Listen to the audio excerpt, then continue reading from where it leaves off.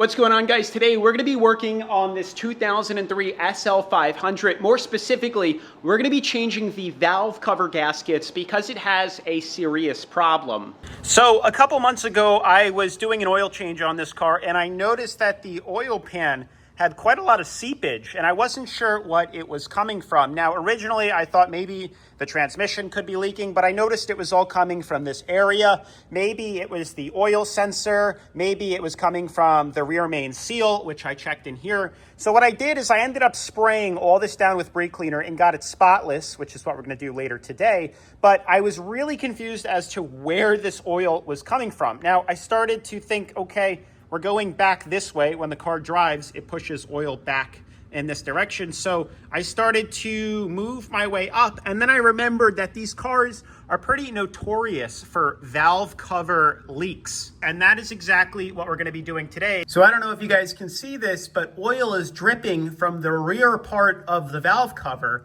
onto the exhaust manifold, which is why this one looks so much darker than the other one. You can noticeably see the difference, but also if I can kind of shimmy the camera around, you'll notice all of the oil that is seeping below it. So that is certainly the culprit of this massive oil leak and will hopefully solve some other people's problems if they are starting to notice the same oil leak as well. So in order to gain access to the valve cover gaskets, you first need to remove the air intake box and the tubes that route the air to the filters. Everything is just clipped down, so removal should be pretty easy. Once off, the next thing we need to remove is the coil packs. There are 4 on each side of the engine. Starting on this side first, we need to remove the 4 connectors. If you haven't touched these before, there is a 99% chance the locking part of the clip will break off since it's very brittle from being heated up from the engine after so many years. Once off, you can unscrew the 4 bolts that hold the coil packs in place, and then you can move them to the side. I believe these are a torque spit, so definitely make sure to pick some up. Next, you need to slide off the hose at the back of the valve cover. Be careful removing this as they get stuck on pretty good. If you end up repping this, you need to get a new one, so be extra careful.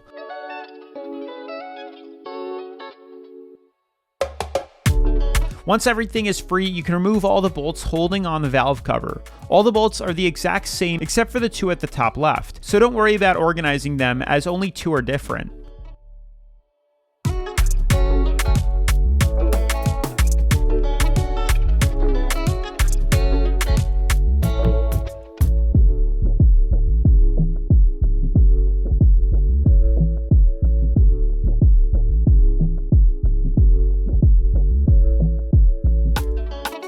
Once everything is unscrewed, you can go ahead and remove the valve cover. Some people remove the ignition coils, but I don't think it's necessary as it just creates more things to go wrong.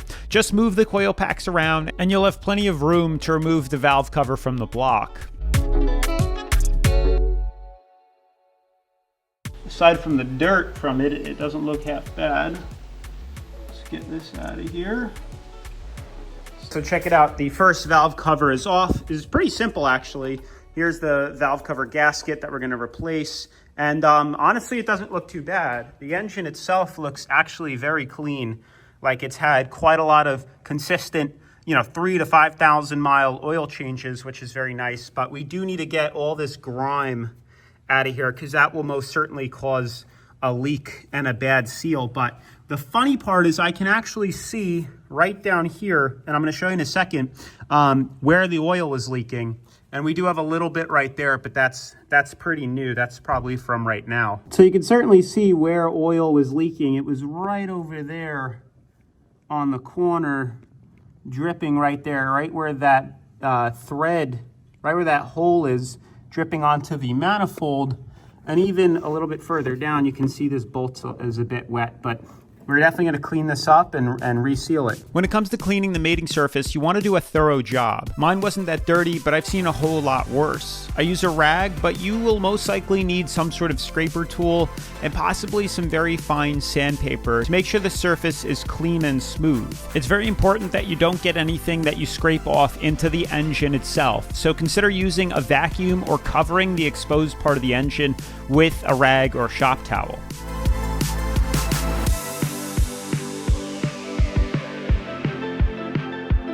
When it comes to cleaning the valve cover itself, you want to spend a lot of time making sure there is no dirt in the groove where the gasket sits. The longer time you spend cleaning this, the longer the gasket will last and prevent leaks in the future, and doing this whole job over again.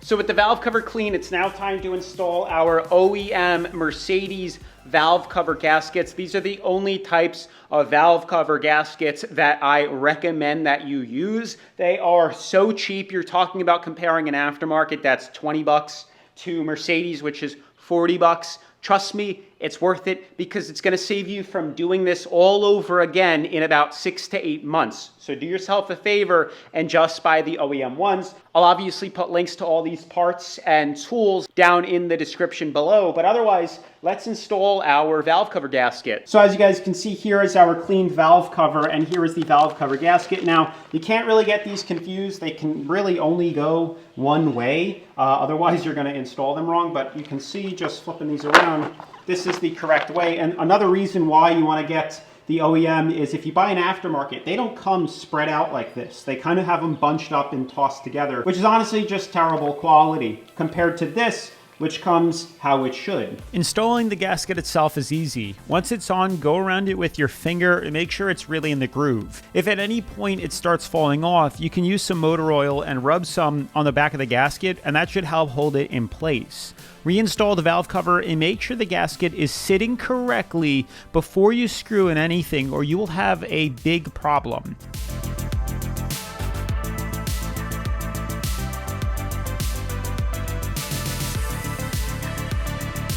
If everything looks good, then hand thread the bolts in first.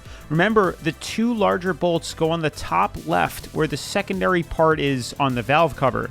Get all the bolts lightly snug first, going around the engine, working from inside to out. Now, there's no real tightening order to this, so you don't need to worry about doing anything out of order.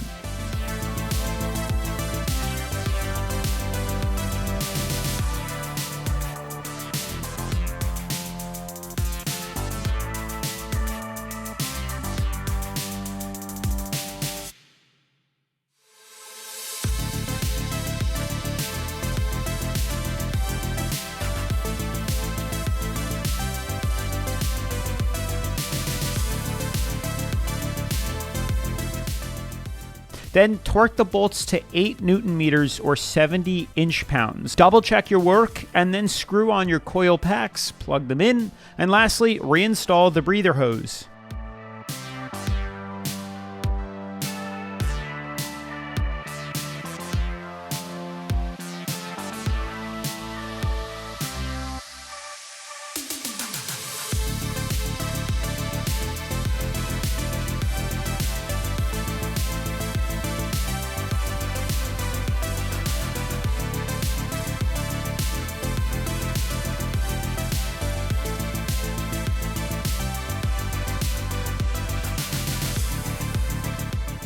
So as you guys can see, this side is completely put back together and is good to go. We now have to repeat literally the same exact thing on this side. However, the only difference is in order to get this off, we have to remove this high pressure fuel line. And in order to do that, the first thing we want to do is release the pressure because it's high pressure. And that's by using the Schrader valve right here. We're just going to unscrew this cap, push on the little bleeder here, some gas, some fuel will come out. Some pressure will hopefully release depending on how often you were driving your car.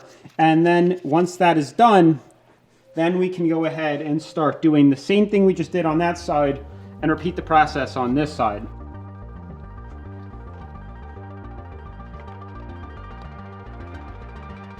All right, well, that's good news. That means there's not a lot of pressure, or if any pressure.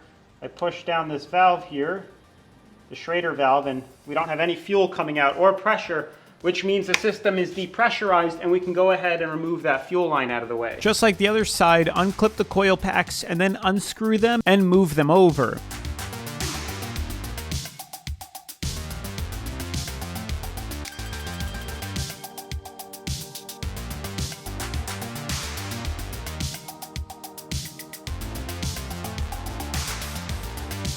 Using a wrench, unscrew the fuel line and have something ready to catch the fuel. I happen to have a cap to cover the end to stop the fuel from coming out, but I've also used an empty plastic water bottle as it fits perfectly over the end and can easily be moved around.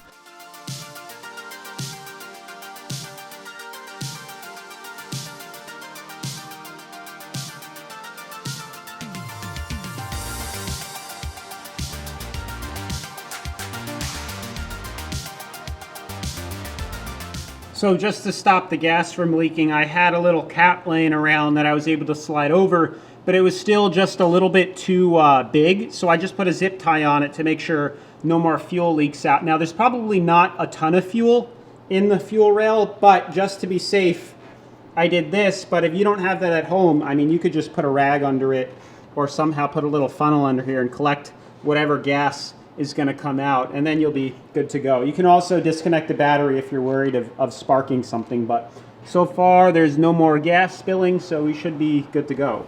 Now once the fuel rail is empty, we can continue to remove everything like we did on the other side. The only difference is this side also has 2 breather hoses instead of just one like the other side. Again, be careful not to break them or you will have to replace them as well.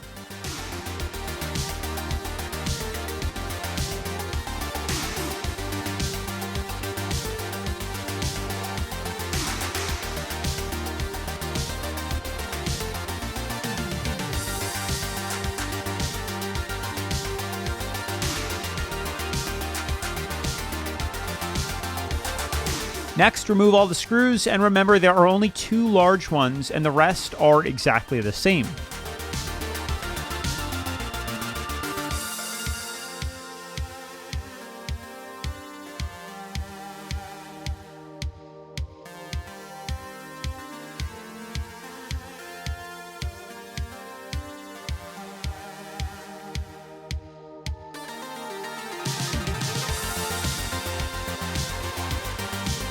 Then take the valve cover off, clean it, and then install the new gasket. This side is a bit harder I found to install, but take your time and you will get it on.